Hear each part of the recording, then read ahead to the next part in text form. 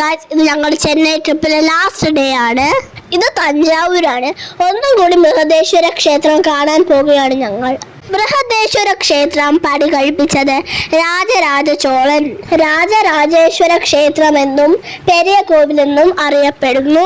ആദ്യ കവാടം അറിയപ്പെടുന്നത് ബറാത്ത എൻട്രൻസ് എന്നാണ്. ആദ്യം കാണുന്ന ഗോപുരം അറിയപ്പെടുന്നത് കേരളാന്തകൻ തിരുവാസൽ.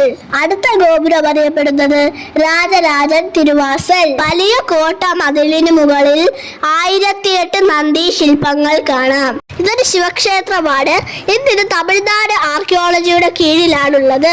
ലോകത്തിലെ ഏറ്റവും ഉയരം കൂടിയ ക്ഷേത്ര ഗോപുരം ഇവിടെയാണ്.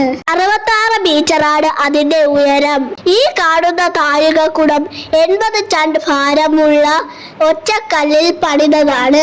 12 അടി ഉയരവും 20 അടി നീളവുമുള്ള നന്ദി ശില്പം 25 ടൺ ഭാരമുള്ള ഒറ്റക്കല്ലിൽ തീർത്തിരിക്കുന്നു. ഇന്ത്യയിലെ രണ്ടാമത്തെ വലിയ നന്ദി വിഗ്രഹമാണിത്.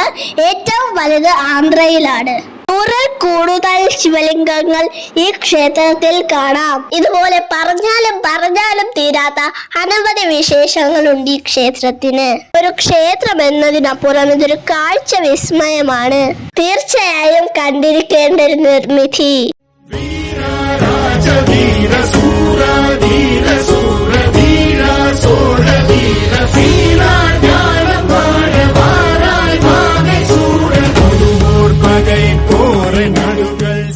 ഞങ്ങൾ ഇന്ന് രാത്രി തിരിച്ചു നാട്ടിൽ പോകുന്നത് കൊണ്ട് ഉച്ചയായപ്പോൾ ഇവിടെ ഇറങ്ങി.